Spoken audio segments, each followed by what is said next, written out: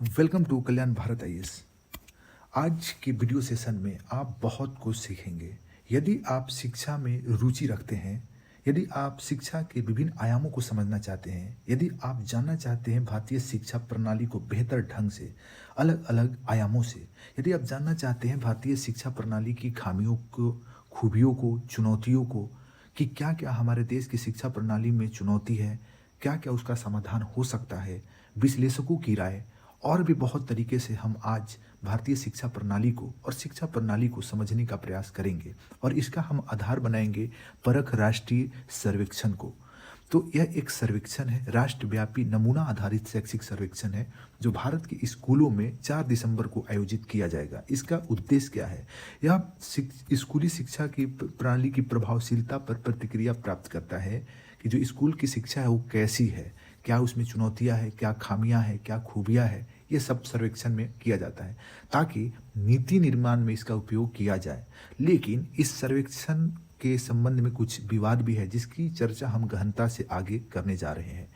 परख राष्ट्रीय सर्वेक्षण 2024 पर एक नज़र डाल लेते हैं। यह एक राष्ट्रव्यापी नमूना आधारित शैक्षिक सर्वेक्षण है जो भारत की स्कूल शिक्षा प्रणाली की प्रभावशीलता का मूल्यांकन करने के लिए तैयार किया गया है। भारत की शिक्षा प्रणाली की ताकतों और चुनौतियों को समझा जाएगा इस सर्वेक्षण के माध्यम से, ताकि जब आगे नीति निर्माण किया जाए तो उन चुनौतियों से निपटा जा सके और शिक्षा व्यवस्था को और बेहतर किया जा सके।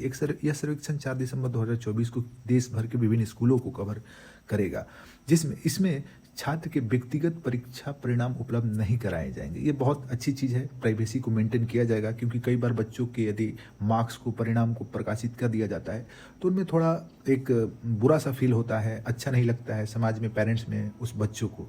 तो ये अच्छा है। उसके बाद यह सर्वेक्षण केवल जिला, राज्य और राष्ट्रीय स्तर पर छात्रों की क्षमताओं की रिपोर्ट को प्रस्तुत करेगा। ये सर्वेक्षण परख जो है एनसीईआरटी द्वारा सीबीएसई नई दिल्ली के सहयोग से और शिक्षा मंत्रालय के तहत आयोजित किया जा रहा है। राष्ट्रीय मूल्यांकन केंद्र परख को 8 फरवरी 2023 को एनसीईआरटी में एक स्वतंत्र घटक इकाई के रूप में स्थापित किया गया था, जिसका उद्देश्य छात्रों के मूल्यांकन से संबंधित मानदंड, मानक और दिशा निर्देश तैयार करना और एनईपी 2020 के तहत अन्य कार्यों को पूरा करना है।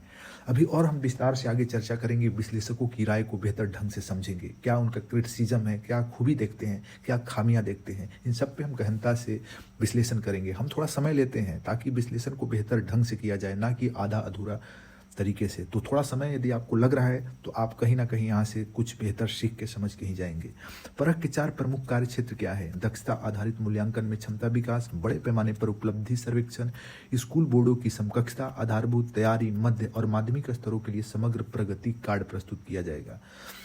यह कक्षा 3 और 6 के लिए सर्वेक्षण में छात्रों का मूल्यांकन भाषा, गणित और हमारे आसपास की दुनिया विषयों पर किया जाएगा, जबकि कक्षा 9 के छात्रों का मूल्यांकन भाषा, गणित, विज्ञान और सामाजिक विज्ञान विषयों में किया जाएगा। सर्वेक्षण पेन और पेपर मोड का उपयोग करेगा, जिसमें ओएमआर सीट का प्रयोग होगा। लेकिन इसमें एक चुनौती यह आएगी कि कुछ छात्र सर्वेक्षण के लिए ओएमआर उत्तर पत्रों का उपयोग करने में असमर्थ हो सकते हैं। आगे हम इसका देखेंगे क्या समस्या, क्या समाधान होगा। उसके पहले थोड़ा देख लेते हैं उद्देश्य और लक्ष्य क्या है। इसका मुख्य उद्देश्य है शिक्षा प्रणाली की दक्षता और छात्रों की क्षमताओं का आकलन करेगा। इसे पहले जाना जाता था राष्ट्रीय उपलब्धि सर्वेक्षण NAS के तौर पे, नेशनल अचीवमेंट सर्वे के रूप में जाना जाता था, जिसे 2001 से हर 3 साल में छात्रों की सीखने की उपलब्धियों को समझने के लिए आयोजित किया जाता था। यह नया संस्करण है, इसे आगे ले जाने के लिए डिजाइन किया गया है। इसका उद्देश्य देश में स्कूल शिक्षा की समग्र स्थितियों का आकलन करना, स्कूल का वातावरण, शिक्षण प्रक्रियाएं और छात्रों के घर और पृष्ठभूमि के कारकों जैसे पहलुओं का विश्लेषण करना शामिल है। नीति निर्माण में इसका उपयोग किया जाएगा ताकि शिक्षा की जो गुणवत्ता है उसमें सुधार किया जा सके। नीतियों और योजनाओं को विकसित करने में इसका उपयोग किया जाएगा। यह राष्ट्रीय शिक्षा नीति जो 2020 में लागू की गई थी, उद्देश्यों के अनुरूप यह सर्वेक्षण है। रिपोर्टिंग, छात्रों के व्यक्तिगत अंकों को प्रकाशित नहीं किया जाएगा, ये हमने पहले भी डिस्कशन किया। सर्वेक्षण के परिणाम केवल जिला, राज्य और राष्ट्रीय स्तर की रिपोर्ट के रूप में प्रस्तुत किए जाएंगे। इसमें कवरेज क्या क्या किया जाएगा ये आप पढ़ सकते हैं, ये कॉन्सेप्चुअल नहीं है तो इसको समझाने की जरूरत नहीं है। प्रत्येक स्कूल से एक ग्रेड के अधिकतम 30 छात्रों का परीक्षण किया जाएगा। सर्वेक्षण का क्रियान्वयन पद्धति, इस सर्वेक्षण की पद्धति क्या है? एक नमूना आधारित सर्वेक्षण है, मतलब सैंपल के रूप में लिया जाएगा। कुछ स्कूल के एक बच्चों को, जैसे यहाँ पे मैंने बताया ना क्राइटेरिया, 30 छात्रों का परीक्षण किया जाएगा, प्रत्येक स्कूल से एक ग्रेड। जिसमें विभिन्न क्षेत्रों और स्कूल प्रकारों का प्रतिनिधित्व सुनिश्चित किया जाएगा। शिक्षा की आधारभूत तैयारी और मध्य स्तर की दक्षताओं का मूल्यांकन किया जाएगा। मूल्यांकन का फोकस क्या रहेगा? छात्रों की बुनियादी क्षमताओं, समस्या समाधान, उसके स्किल कौशल कैसे हैं और अवधारणात्मक समझ का परीक्षण किया जाएगा। यह राष्ट्रीय शिक्षा नीति 2020 में निर्धारित दक्षता आधारित शिक्षा के दृष्टिकोण के अनुरूप है। तो ये आपने एक नज़र डाल लिया इस पे। उसके बाद सबसे महत्वपूर्ण विवाद के मुख्य बिंदु इसमें क्या है? देखिए, मालती के आज जो संस्थापक हैं औरो एजुकेशन सर्विसेज का, इनका कहना है कि यह सर्वेक्षण एनईपी के आधार पर डिजाइन और संरेखित तो किया गया है, लेकिन अधिकांश स्कूल अभी भी एनईपी को लागू करने के लिए संघर्ष कर रहे हैं। बिल्कुल सही है। मैं खुद स्कूलों में जाता हूँ, वहाँ देखता हूँ, समझता हूँ, तो इस बात के आधार पर मैं इनकी बात से बहुत हद तक एग्री हूँ। एनईपी को लागू करने के लिए कई स्कूल अभी भी संघर्ष कर रहे हैं। जब आप स्कूलों में जाइएगा तो इंफ्रास्ट्रक्चर हो, करिकुलम हो, टीचर्स के पढ़ाने के तरीके हो, वो एनईपी के अकॉर्डिंग नहीं है और संघर्ष कर रहे हैं। उनका कहना है कि केवल कुछ शीर्ष स्कूल, सही बात है, जो मेट्रो शहर में एनईपी के अनुरूप काम करें, बिल्कुल सही बात है उनकी। आप ग्रामीण क्षेत्र के स्कूलों में जरा घूम के देख लीजिए, आपको बहुत समस्या नजर आएगा। वह कहती हैं वो बुनियादी ढांचे, शिक्षकों की क्षमता, कक्षा के वातावरण और सुविधाओं का परीक्षण करने की योजना बना रहे हैं, लेकिन अब तक ये चीज़ें स्कूल तक नहीं पहुंची हैं। बिल्कुल सही बात है। जब हम इस तरह का बड़े पैमाने पर आकलन कर रहे हैं, जिसका उपयोग पाठ्यक्रम ढांचे को फिर से तैयार करने के लिए किया जाएगा, तो मेरा मानना है कि पहले पूरे देश को इसके लिए संवेदनशील बनाना जरूरी है। सही बात है। पहले तो एनईपी को ही पूरे देश के स्कूलों में बेहतर ढंग से लागू किया जाना चाहिए, ताकि उसके अकॉर्डिंग तब जाके सर्वेक्षण बेहतर ढंग से किया जाए। दूसरे विश्लेषक जो कि हेरम कुलकर्णी हैं, संस्थापक और निदेशक council for creative education Finland का है, कहना है कि यह सर्वेक्षण एक मूल्यांकन नहीं है, यह समझने के लिए एक अध्ययन है कि हम एक देश के रूप में कहाँ खड़े हैं। ये बातें भी कुछ हद तक सही है कि हम एक ऐसा सर्वेक्षण कर रहे हैं जिससे हम अपने देश के शिक्षा व्यवस्था को बेहतर ढंग से एक लेवल तक समझ पाएं। उनका कहना है कि शिक्षकों को यह स्पष्ट होना चाहिए कि यह निरीक्षण नहीं है, और अगर कोई छात्र अच्छा प्रदर्शन नहीं करता है तो इसके लिए किसी को जिम्मेदार नहीं ठहराया जाएगा। उनके अनुसार कई अध्ययनों से पता चलता है कि अगर कोई छात्र तीसरी कक्षा तक पढ़ने और लिखने में सक्षम नहीं है तो उनके औपचारिक शिक्षा छोड़ने की संभावना बढ़ जाती है। आप जरा सोचिएगा, दिमाग लगाइएगा, चिंतन मन करिएगा कि कोई छात्र यहाँ तीसरी कक्षा ले लीजिए, चौथी पाँचवीं कक्षा, शुरुआती कक्षा में यदि अच्छा पढ़ने लिखने में नहीं होता है तो क्या उसके आगे पढ़ने की संभावना कम हो जाती है? इस पर जरा आप चिंतन मनन करके कमेंट कर सकते हैं। वो यह भी कहते हैं कि वे केवल बुनियादी बातों का आकलन कर रहे हैं जो बच्चों को जाननी चाहिए। अगर वे इसे नहीं समझते तो यह भी एक सर्वेक्षण है। अगर इस सर्वेक्षण में बच्चों को बुनियादी बातें पता नहीं होती है तो ये भी एक सर्वेक्षण में एक रिपोर्ट कार्ड प्रस्तुत होगा कि हाँ भाई, बच्चों को ये बेसिक चीज़ें भी समझ में नहीं आ रही है, और इसमें आपत्ति करने जैसी कोई बात नहीं है। बिल्कुल, यह सर्वेक्षण है जो देश की स्थिति को पता कर रहा है कि देश में शिक्षा प्रणाली कैसी है, कहाँ क्या क्या समस्या है, क्या चुनौती है। तो इसमें आपत्ति करने की कोई बात नहीं है, बल्कि उस पर सुधार करने की, रिफॉर्म्स करने की ज़रूरत है। बेटर जो एजुकेशन पॉलिसी है और उसका इम्प्लीमेंशन है वो ग्राउंड लेवल पर बेहतर ढंग से किया जा सके, इसके लिए सर्वेक्षण है।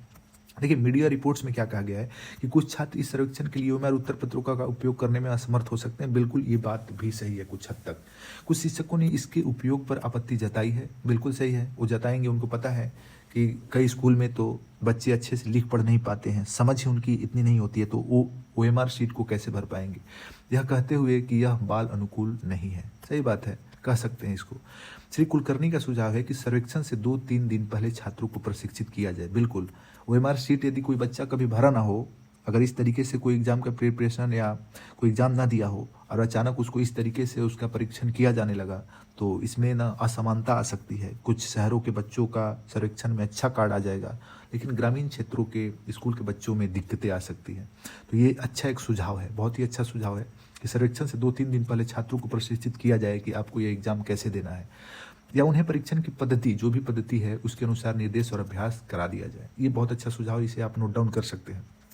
सुश्री मालती कहती है कि सर्वेक्षण का उद्देश्य शैक्षिक मानकों को समझना है, लेकिन इस प्रकार की परीक्षा से छात्र भ्रमित हो सकते हैं। क्यों भ्रमित हो सकते हैं? क्योंकि पूरे देश में कोई मानकीकृत पाठ्यक्रम में शिक्षण पद्धति नहीं है। भारत विविधता से भरा देश है, यहाँ डिसेंट्रलाइज्ड होकर चीज़ें बेहतर ढंग से काम करती है। एक ही तरीके की बात हर जगह लागू नहीं हो सकती है। यह भी ज्ञात नहीं है कि कुछ स्कूल जो निजी प्रकाशकों की किताबें उपयोग करते हैं वो एनईपी का पालन करते हैं या नहीं। बिल्कुल इनकी बात सही है। एनईपी को क्या हर जगह, हर स्कूल में, चाहे वो प्राइवेट हो या गवर्नमेंट हो, उसकी अकॉर्डिंग अभी लागू किया गया है कि नहीं, कि एक चुनौतीपूर्ण कार्य है।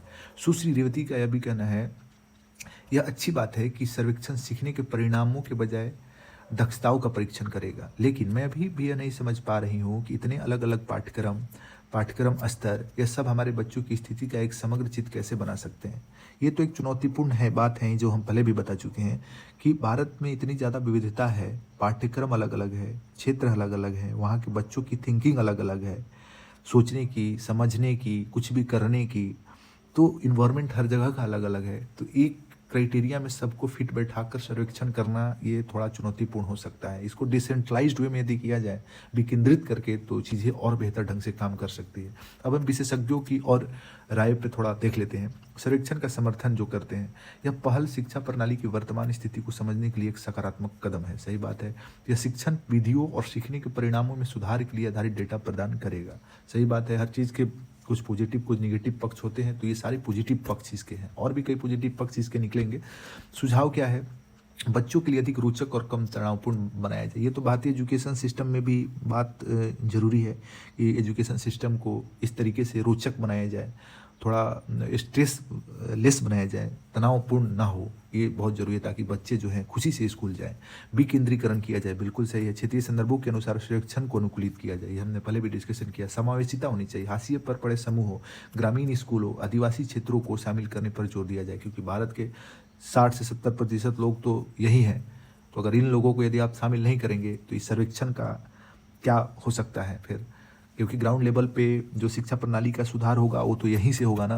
तो ये बहुत ज़रूरी है कि इन लोगों को शामिल किया जाए, यानी समावेशिता का ध्यान रखा जाए। रेवती आर कहते हैं, जो घुमंतु समुदायों के बच्चों को शिक्षित करने का कार्य करता है, कहती हैं कि भारत जैसे विविधतापूर्ण देश में जहां भौगोलिक विविधता और विभिन्न बोर्डों के तहत शिक्षा प्रणाली काम करती है, राष्ट्रीय स्तर का सर्वेक्षण करना चुनौतीपूर्ण है। ये डिस्कशन मैंने भी आपको पहले बता दिया है। वो कहती हैं, यह मान लेना कि सभी स्कूल एकीकृत प्रणाली के रूप में राष्ट्रीय शिक्षा नीति के साथ काम कर रहे हैं, सही नहीं है। बिल्कुल इनकी बात सही है कि यह मान लेना कि सभी स्कूल एकीकृत प्रणाली के रूप में राष्ट्रीय शिक्षा एनईपी के अकॉर्डिंग काम कर रहे हैं, बिल्कुल सही नहीं है। यह सर्वेक्षण सही मायनों में समावेशी नहीं है। बिल्कुल सही बात है कि पूरी तरीके से ये सर्वेक्षण समावेशी नहीं है, लेकिन ये सर्वेक्षण बेहतर ढंग से काम करने के लिए प्रयासरत है और कुछ पॉजिटिव रिजल्ट लाकर भी देता है। और उम्मीद है कि ये चीज़ों को भविष्य में और भी बेहतर करने का प्रयास करेगा, जो भी विश्लेषक के सुझाव हैं उसको शामिल करने का भी प्रयास करेगा। वो कहती हैं, इस प्रकार का मूल्यांकन बिल्कुल मदद नहीं करता। वे पहले से ही एक अलग भाषा में और ऐसी दुनिया के बारे में सीख रहे हैं जो इन पाठ्य पुस्तकों में वर्णित दुनिया से बिल्कुल अलग है। सही बात है, शिक्षा को यदि पाठ्यक्रम से हटकर देखेंगे तो ग्रामीण क्षेत्रों में आप देखेंगे कि बच्चे कैसे स्कूली शिक्षा से ज़्यादा बहुत कुछ सीखते हैं। जिनका थोड़ा आर्थिक स्थिति खराब होता है, जिनके घर में उनके बच्चे आप देखेंगे कई तरह के कार्य करते हैं, अपने पिता के साथ खेत में भी चले जाते हैं, किसी का बागान हो, अलग अलग तरीके की खेती है। तो कोई बच्चा जो थोड़ा आर्थिक रूप से संपन्न है या जिसका एक दायरा सीमित है, उनका एजुकेशन एक सीमा के तौर पे केवल किताब की दुनिया तक ही सीमित होती है। लेकिन भारत के कई ऐसे बच्चे हैं जो दिन भर बाहर खेलते हैं, कूदते हैं, क्रिकेट खेल रहा है, कोई खेतों में काम कर रहा है, अपने पिता के साथ पीछे पीछे काम कर रहा है। तो ये बताना यही चाह रही हैं शायद कि यह अलग भाषा में और ऐसी दुनिया के बारे में सीख रहे हैं ये बच्चे जो इन पाठ्य पुस्तकों में वर्णित दुनिया से बिल्कुल अलग है। तो सीख तो ये बच्चे भी रहे हैं जो कि हमेशा स्कूल नहीं जा रहे हैं या स्कूल में उतना इंटरेस्ट के साथ पढ़ नहीं रहे हैं, लेकिन वो भी बहुत कुछ पढ़ रहे हैं। तो क्या इस सर्वेक्षण में उनके हिसाब से भी सर्वेक्षण किया जाएगा? कहीं ऐसा ना हो कि हम सिर्फ किताबी दुनिया की तरह ही सर्वेक्षण कर लें और उन बच्चों जो प्रैक्टिकल रूप से दुनिया को देख रहे हैं, समझ रहे हैं, और उनको इस सर्वेक्षण में बेहतर मार्क्स ना मिले, बेहतर रिपोर्ट कार्ड ना हो, तो ये एक चुनौतीपूर्ण तो काम होगा। एक ही पैमाना सभी के लिए उपयुक्त नहीं हो सकता। हमें एक सार्वजनिक शिक्षा प्रणाली की आवश्यकता है जहाँ शिक्षा एक अधिकार है, लेकिन यह शिक्षा एक ही प्रकार की नहीं होनी चाहिए। बिल्कुल, और भारत जैसे देश में तो इस बात की महत्ता और भी बढ़ जाती है क्योंकि भारत विविधताओं से भरा देश है। सुश्री रेवती आगे कहती हैं कि मूल्यांकन समय की जरूरत है, लेकिन इसे अधिक विकेंद्रीकृत होना चाहिए। हमने पहले भी डिस्कशन किया कि विकेंद्रीकृत पे फोकस होना चाहिए क्योंकि भारत डाइवर्सिटी से भरा देश है। इसे विभिन्न प्रकार के छात्रों को ध्यान में रखना चाहिए। ऐसा नहीं हो सकता कि एक विशेष दिन सभी बच्चों का मूल्यांकन किया जाए। बिल्कुल, इसमें थोड़ा समय ज़्यादा देना चाहिए। इसे अधिक बच्चों के अनुकूल और बच्चा केंद्रित होना चाहिए। वो कहती हैं, एक दिन एक बड़ी सार्वजनिक परीक्षा बच्चे पर दबाव डालती है। बिल्कुल, बोझ जैसा नहीं लगे कि ये सर्वेक्षण खुशी के साथ बच्चे दे रहे हों। इसे एक मेगा इवेंट नहीं होना चाहिए जहां बच्चों का प्रदर्शन करने का दबाव महसूस हो रहा हो। इसे एक लंबे समय के दौरान किया जाना चाहिए। बिल्कुल इंटरेस्टिंग वे में थोड़ा किया जाना चाहिए ताकि बच्चे खुशी के साथ अपने भावनाओं विचारों को व्यक्त कर सके और उनका सही तरीके से सर्वेक्षण हो सके, मूल्यांकन हो सके। महत्व क्या है? एनईपी 2020 के अनुरूप, ये हमने पहले भी डिस्कशन किया, नीति निर्माण के लिए प्रभावी होगा ये। क्योंकि हमारे पास जब देश की शिक्षा प्रणाली का, देश के बच्चों का सही रिपोर्ट कार्ड प्रस्तुत होगा तो हम उस आधार पे अच्छे तरीके से नीति निर्माण कर पाएंगे और ग्राउंड पे उसको लागू करके शिक्षा प्रणाली को और बेहतर बनाया जाएगा। यह शिक्षक परिणामों और शैक्षिक बुनियादी ढांचों में अंतराल की पहचान करने में मदद करेगा। लक्षित हस्तक्षेप के माध्यम से गुणवत्ता सुधार की संभावना बढ़ जाएगी। व्यापक प्रभाव होगा, यह शिक्षा प्रणाली में जवाबदेही को बढ़ाएगा। बिल्कुल सही बात है, जो जो खामियां निकलेगी उस आधार पे रिस्पॉन्सिबिलिटी तो लोगों पे जाएगी, चाहे वो शिक्षक हो, पॉलिसी मेकर हो, या जो लोग भी इस चीज़ में शामिल हों, उस पर जवाबदेही बढ़ेगी कि ग्राउंड पे चीज़ें क्यों काम नहीं कर रही है। दूसरा, स्कूलों और शिक्षकों को राष्ट्रीय दक्षता मानकों के अनुरूप अपने शिक्षण अभ्यासों को सुधारने के लिए प्रेरित किया जाएगा। जो जो समस्या आएगी उसमें प्रेरणा भरी जाएगी। जैसे शिक्षक में खामियां क्या क्या है, स्कूलों में क्या क्या खामियां हैं, इंफ्रास्ट्रक्चर लेवल पे इशू है, टीचर लेवल पे इशूज है, क्या क्या खामियां हैं, इस सब पे करके एक प्रोत्साहन के तौर पे रिफॉर्म्स किया जाएगा। निष्कर्ष देख लेते हैं, जो हमने पढ़ा है उसमें से भी आप निष्कर्ष को शामिल कर सकते हैं। मेंस के आंसर राइटिंग जब आप कर रहे हो तो आपने जो भी चीज़ हमने यहाँ पे ये सब कुछ पढ़ाया, बताया, डिस्कशन किया आपके साथ, उन सबको निचोड़ निकाल के आप ये निष्कर्ष में दे सकते हैं। निष्कर्ष यहाँ हमने थोड़े ऐड किए हैं। परख राष्ट्रीय सर्वेक्षण भारत की शिक्षा प्रणाली की ताकतों और चुनौतियों को समझने में एक मील का पत्थर साबित होगा। यह लाखों छात्रों और हजारों स्कूलों को कवर करके शिक्षा सुधार के लिए मूल्यवान जानकारी प्रदान करेगा। देखिए, डेटा आज के समय में बहुत ज़्यादा इंपॉर्टेंट है। डेटा जब आपके पास होगा तो आप ज़्यादा से ज़्यादा लोगों को, ज़्यादा से ज़्यादा एरिया को कवर करेंगे और उसके हिसाब से आप बेहतर पॉलिसी बना पाएंगे। तो डेटा इस सर्वेक्षण के माध्यम से जो प्राप्त होगा, यदि सही इरादा, ईमानदारी के साथ सरकार और शिक्षा व्यवस्था में शामिल लोग उस पर काम करें तो मुझे लगता है कि भारतीय शिक्षा प्रणाली में धीरे धीरे बहुत बेहतर सुधार आ जाएगी। सर्वेक्षण सही दिशा में एक कदम है, लेकिन इसकी सफलता इस बात पर निर्भर करती है कि इसे कितनी अच्छी तरह से लागू किया गया, बिल्कुल सही बात है, और इसके परिणामों के आधार पर कितनी प्रभावी कार्रवाई की जाती है। जो भी सर्वेक्षण का परिणाम आएगा उस आधार पर कितनी प्रभाव तरीके से, सकारात्मक तरीके से, ईमानदारी के साथ कार्य किया जाता है, ये सबसे ज़्यादा इम्पोर्टेंट है। यह सर्वेक्षण शिक्षा की गुणवत्ता बढ़ाने और राष्ट्रीय शिक्षा नीति 2020 के लक्ष्यों को साकार करने में सहायक सिद्ध हो सकता है। बिल्कुल होना चाहिए और हम सकारात्मक दृष्टिकोण से ही कोशिश करेंगे कि इन सब चीज़ों में बेहतर हो सके। तो आज की इस डिस्कशन में बस इतना ही। आपको डिस्कशन कैसा लगा आप अवश्य प्रतिक्रिया दें, ताकि हम और भी डिस्कशन को बेहतर कर सके, एडवांस कर सके, मल्टी डायमेंशनल वे में इसको डेवलप कर सके इस डिस्कशन को। इस डिस्कशन के लिए, हमारे साथ जुड़ने के लिए, इतने समय तक अपना समय देने के लिए बहुत बहुत धन्यवाद।